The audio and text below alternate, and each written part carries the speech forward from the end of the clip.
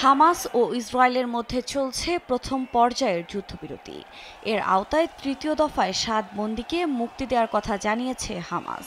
তাদের মধ্যে আলোচিত আরবেল ইয়াহুদ, ৮০ বছর বয়সী গাদি মোজেস সহ ৩ ইসরায়েলি ও ৫ থাই নাগরিক রয়েছে।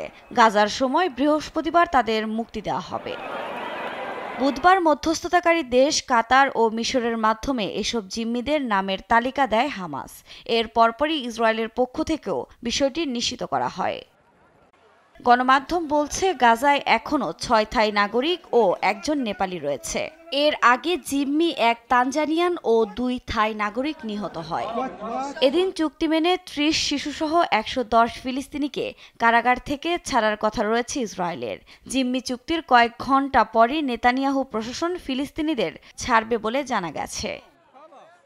এদিকে ইসরায়েল জুড়ে এখনও বিক্ষোভ অব্যাহত রয়েছে। বুধবার রাতেও রাস্তায় মোম জ্বালিয়ে প্রতিবাদ জানান তারা। শেষ জিম্মি মুক্তির আগ পর্যন্ত বিক্ষোভ চলবে বলে জানান আন্দোলনকারীরা। এর আগে আরবেল ইয়াহুদকে গেল শনিবার মুক্তি দেওয়ার কথা থাকলেও তিনি ইসলামিক জিহাদের হাতে বন্দী থাকায় তা সম্ভব হয়নি। এতেই ক্ষিপ্ত হয়ে গাজাবাসীকে উত্তরাঞ্চলে যেতে বাধা দেয় ইসরায়েল। পরবর্তীতে হামাস তাকে মুক্তির আশ্বাস দিলে বাধা তুলে নেয় আইডিএফ।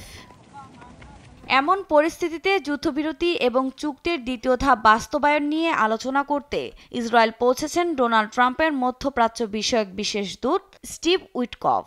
এ বিষয়ে নেতানিয়াহুর সঙ্গে তার বৈঠকের কথা রয়েছে। আফরিন মৌ, নিউজ ডেস্ক, দেশ টিভি।